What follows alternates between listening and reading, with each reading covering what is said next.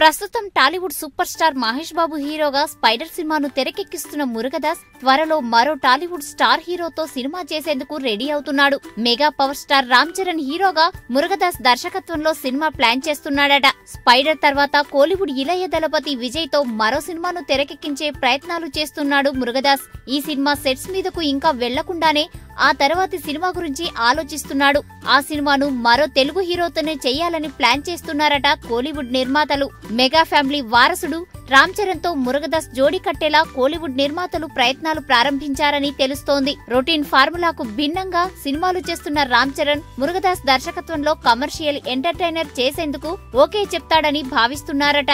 అయితే ఈ సినిమా పట్టాలెక్కడానికి చాలా సమయం పట్టేలా ఉంది. ప్రస్తుతం రోబో వెర్షన్ 2.0 సినిమాను నిర్మిస్తున్న Lyca productions Murugadoss Cherry combination కోసం ట్రై చేస్తోందని అంటున్నారు. దీనిపై అధికారిక ప్రకటన వెలువడలేదు.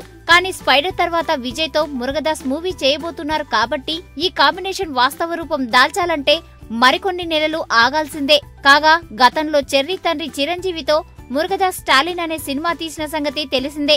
అయితే మురుగదాస్ తో పనిచేయాలన్న చరణ్ కోరిక ఇప్పటిది కాదు. సరిగ్గా 6 ఏళ్ల క్రితం మురుగదాస్ ని ఆకాశానికి ఎత్తేశాడు చెర్రీ. ప్రతి హీరో మీ దర్శకత్వంలో చేయాలని కోరుకుంటాడు.